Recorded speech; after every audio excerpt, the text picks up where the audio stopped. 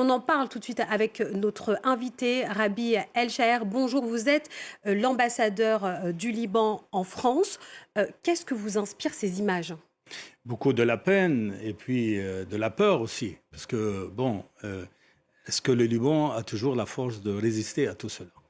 Et je rappelle que l'État libanais ne voulait pas de cette guerre, ne veut pas de cette guerre, ne veut pas de cette escalade, ne veut pas être vraiment un champ de bataille régional. Donc, c'est pour cela nous nous sommes engagés depuis 2 ans dans l'application, au moins un an depuis l'élection de mon président Joseph Aoun et la nomination du Premier ministre Nawaf Salam et de ce gouvernement, nous nous sommes engagés dans l'action de désarmer Hezbollah et d'appliquer la résolution 1701. Et puis, le gouvernement libanais a tenu sa promesse, au moins au sud de Litanie, et avec l'applaudissement de toute la communauté internationale. Malheureusement, Israël n'a pas tenu sa promesse, ce qui fait que la position du gouvernement libanais s'est affaiblie. Et bien sûr, surtout que l'armée libanaise avait besoin de l'appui international pour qu'elle puisse être équipée pour pouvoir vraiment continuer à appliquer le plan de désarmement de Hezbollah sur l'autre partie du territoire libanais. Cela dit, bien sûr aussi, l'État libanais est contre l'attaque qui a été faite par Hezbollah et c'est pour cela le gouvernement libanais a pris une décision historique pour bannir et considérer illégale la partie militaire et sécuritaire de Hezbollah et continue à appliquer cette décision pour empêcher Hezbollah d'introduire le Liban dans une guerre régionale que le Liban ne voulait pas. Et pour cela, donc, il y a un appel à faire peut-être pour la communauté internationale maintenant pour arrêter Israël, arrêter l'incursion d'Israël, parce que ça peut vraiment alimenter le discours de Hezbollah. Et puis, le gouvernement libanais va continuer à bannir cette action militaire de Hezbollah. Et puis aussi, on a besoin de l'aide internationale pour vraiment accueillir à peu près jusqu'à l'instant 65 000 déplacés qui ont été distribués sur 350 lieux d'hébergement. Mais pour l'instant, on ne peut pas vraiment mobiliser plus de moyens par nous-mêmes et on a besoin vraiment d'une aide que j'espère qu'elle va arriver le plus tôt possible. Et de toute façon, j'espère que la cause de ce déplacement va arrêter. Ça veut dire qu'Israël va arrêter ses frappes et bien sûr que Hezbollah aussi, il retiendra la leçon et le message du gouvernement libanais parce que c'est un message irréversible. On ne va pas revenir en arrière. On va continuer à désarmer Hezbollah, même si ça va nous prendre quelque temps. Vous parlez, monsieur l'ambassadeur, de désarmer le Hezbollah. Donc effectivement, vous l'avez indiqué, vous l'avez rappelé, le pouvoir, votre gouvernement donc, a dénoncé ces actions du Hezbollah qui ont eu lieu, donc ces missiles et ces drones envoyés en territoire israélien. Malgré tous vos efforts, on a l'impression que ce ne sont que des mots puisqu'ils ont pu agir. Non, c'est pas vrai parce que, bon, hier même, on a accélérer les barrages de l'armée libanaise pour empêcher les hommes armés d'aller plus vers le sud de Hezbollah, les hommes de Hezbollah.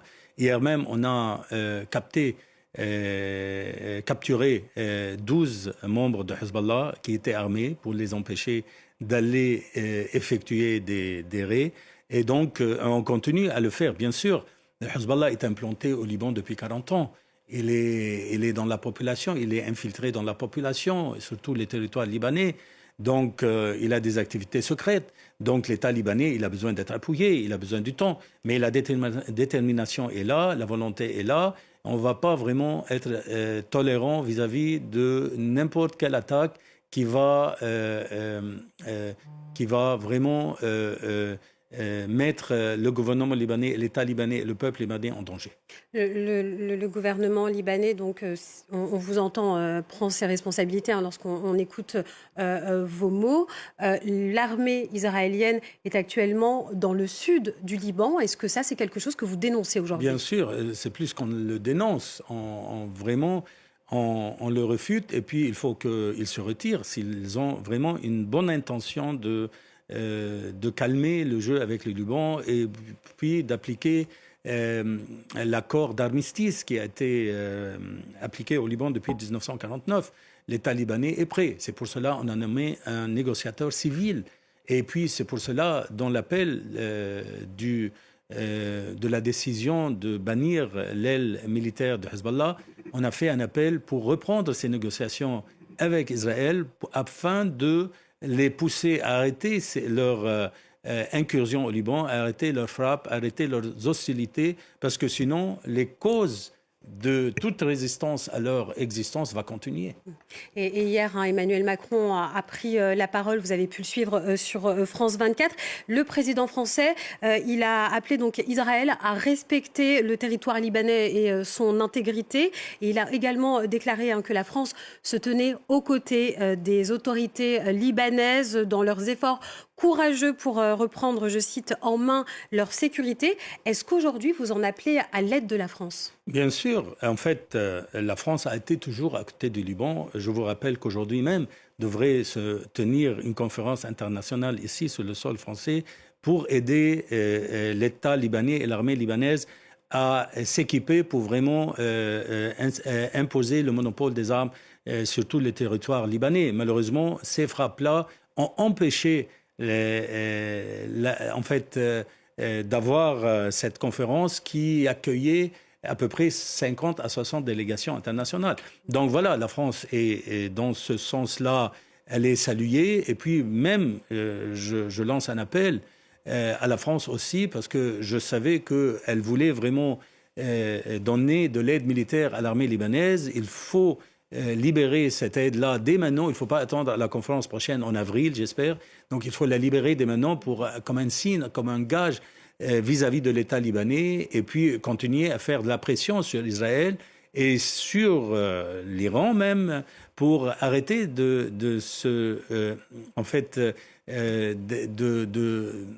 arrêter cette ingération dans la politique libanaise, parce que le Liban ne veut pas de cette guerre. Le Liban, il veut vraiment enfin avoir la paix et puis fermer toutes ces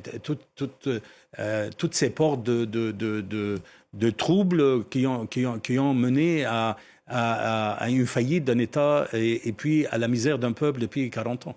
Et monsieur l'ambassadeur, alors ce que vous vous exprimez, on voit en direct ces images qui nous parviennent de Beyrouth. Beyrouth touchée par les frappes israéliennes.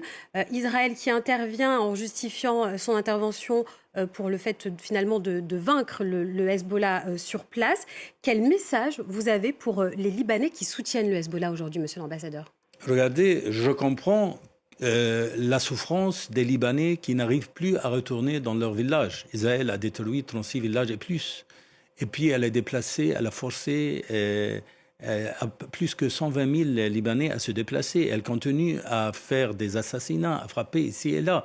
Donc je comprends leur souffrance. Et puis c'est pour cela l'État libanais a un devoir vraiment de les rassurer pour qu'ils rentrent et reviennent à leur maison, qu'ils reconstruisent leur maison, et puis pour qu'Israël se retire. Donc voilà, il faut faire plus de la pression sur Israël. Nous avons choisi la voie diplomatique. Et si cette voie échoue, ça veut dire qu'Israël, elle veut vraiment que la voie militaire revienne. Et personne ne l'empêchera dans l'avenir. Et puis donc c'est une chance historique qui est maintenant ouverte. Si vraiment l'État israélien il a une bonne intention vis-à-vis d'instaurer de nouveau l'accord d'armistice avec le Liban, c'est maintenant ou jamais. Il faut qu'il se retire et il faut qu'il s'engage dans les négociations civiles avec l'État libanais pour aboutir à ce but-là, afin que le Hezbollah, en tant que parti politique, il a la raison d'être au Liban. C'est un pays démocratique et il continue à exercer son droit, mais pour vraiment mettre fin à cette aile militaire à toute cause, pour une autre lutte armée se construira dans l'avenir. Monsieur l'ambassadeur, merci d'avoir été l'invité de France 24 ce matin.